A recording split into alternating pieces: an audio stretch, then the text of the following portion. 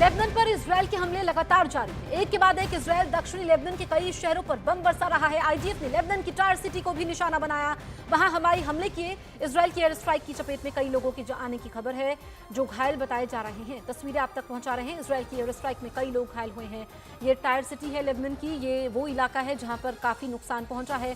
इमारतें खंडर में तब्दील हो चुकी है और इजरायली डिफेंस फोर्सेज ने यहां पर एयर स्ट्राइक की है। इस हवाई हमले में कई लोग घायल हुए हैं। तस्वीरें आप तक पहुंचा रहे हैं। हवाई हमले में लेबनान को भारी नुकसान हुआ है और दरअसल जहां पर हिजबुल्लाह के ठिकाने हैं, जहां से वो ऑपरेट करते थे, उन्हीं को टारगेट करके इजरायली डिफेंस फोर्सेस हमला कर रही है और यहां पर हिजबुल्लाह की कमर इजरायली डिफेंस फोर्सेस तोड़ना चाहती है। अब जो ये टायर सिटी है, आप देखिए हर तरफ मलबा है, यहाँ पर नुकसान काफ़ी हुआ है। लोग भागते हुए नजर आ रहे हैं क्योंकि यहाँ पर इजरायल ने एयर स्ट्राइक की है, जिसमें कई लोग टायर सिटी में घायल हुए हैं और अपनी जान बचाने के लिए इधर उधर भागे।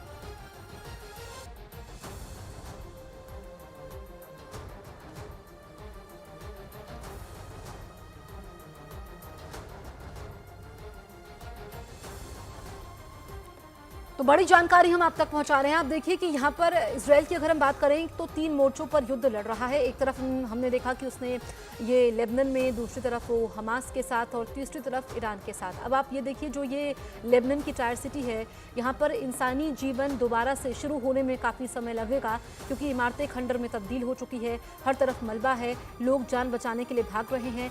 ये इजरायल ने यहाँ पर हवाई हमला किया है, काफ़ी नुकसान हुआ है। ये तस्वीरें आप देखिए, लोग डरे हुए हैं, उनको समझ में नहीं आ रहा क्या करें क्योंकि यहाँ पर कई लोग घायल हुए हैं और ऐसे में सब कुछ यहाँ पर तितर बितर हो चुका है। आप देखिए, ये बताते हुए, स्थिति को बताते हुए, यहाँ पर इजरायली डिफेंस फोर्सेस ने एयर स्ट्राइक की है और टायर सिटी में काफ़ी नुकसान पहुंचा है। इन हमलों के जरिए इजरायल ने अपने मंसूबे साफ कर दिए हैं। हालांकि अब इस पर लेबनान की तरफ से आधिकारिक तौर पर क्या बयान सामने आता है ये देखना होगा, लेकिन आप देखिए कि यहाँ पर काफ़ी नुकसान हुआ है, तबाही है। आईडीएफ ने हवाई हमला किया है टायर सिटी लेबनान की, हम आपको दिखा रहे हैं। टायर सिटी के कई इलाके इस वक्त खंडर में तब्दील हो चुके हैं।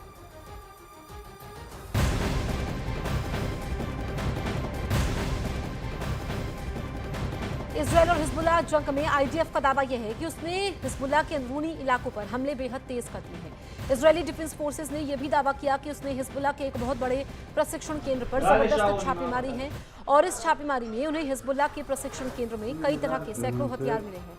आईडीएफ ने दावा यह किया है कि हिजबुल्लाह का प्रशिक्षण केंद्र यूनिफिल पोस्ट से लगभग 200 मीटर की दूरी पर पाया गया है।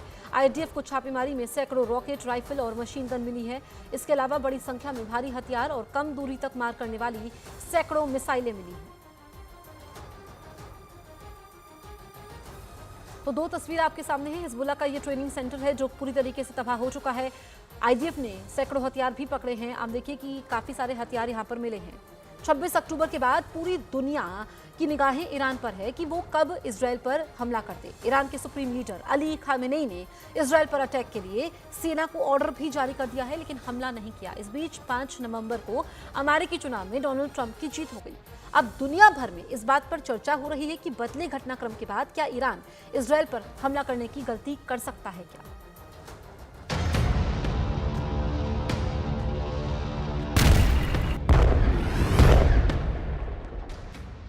सुप्रीम लीडर अली खामनेई की धमकी वाली तारीख भी निकल गई। इराक की जमीन से मिसाइल हमला करने की चेतावनी वाली तारीख भी गुजर गई। 5 नवंबर की अमेरिका में राष्ट्रपति चुनाव वाली तारीख तक बीत गई, जब यहां तक आशंका जताई जा रही थी कि तेहरान चुनाव वाली रात को हमला कर सकता है। इसकी वजह भी थी, ईरान के लिए यह सही मौका था क्योंकि अमेरिका का ध्यान अपनी घरेलू राजनीति में था। लेकिन ईरान की इजराइल पर अटैक करने की हिम्मत नहीं हुई। क्या डर गया ईरान? और डर गया है तो क्यों? क्या वाशिंगटन डीसी के हमले करने पर अंजाम भुगतने की धमकी से खौफ में है ईरान?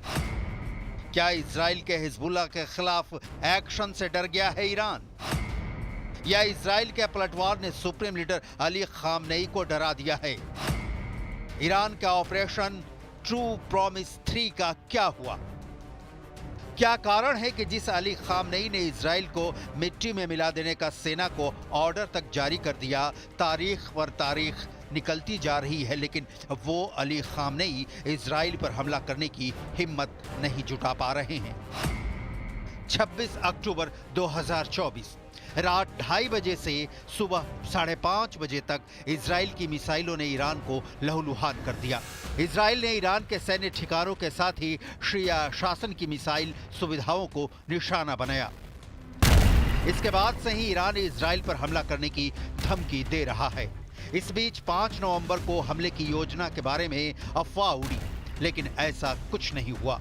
ईरान के इस्लामिक रिपब्लिक गार्ड कोर यानी IRGC से जुड़े टेलीग्राम चैनलों पर इराक, सीरिया और यमन से ड्रोन हमलों की अफवाहें सामने आई, लेकिन अब सब थम गया है।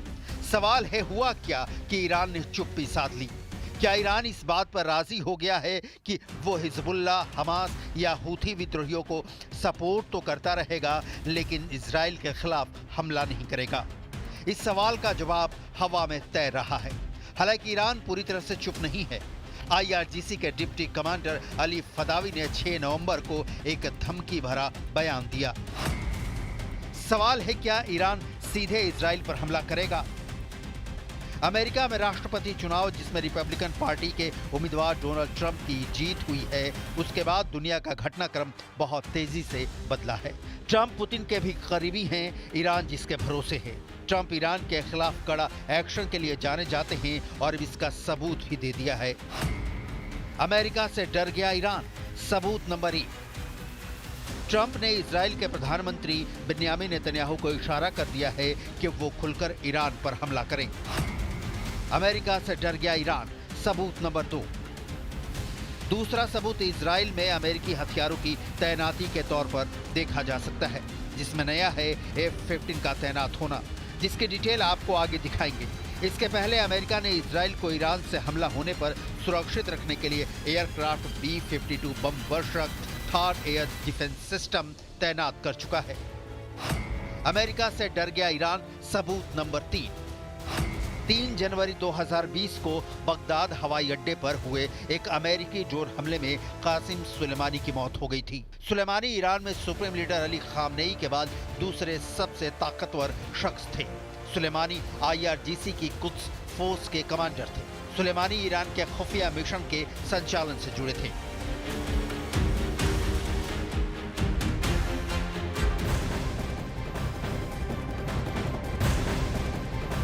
दक्षिण लेबनान में IDF के हमले थमने का नाम नहीं ले रही है। बेरूत के अलावा उसके आसपास के शहरों को इजरायल अब अपना निशाना बना रहा है। दक्षिण लेबनान के एक शहर पर इजरायल की एयर स्ट्राइक में 4 लोगों की मौत हो चुकी है। तस्वीरें आप तक पहुंचा रहे हैं।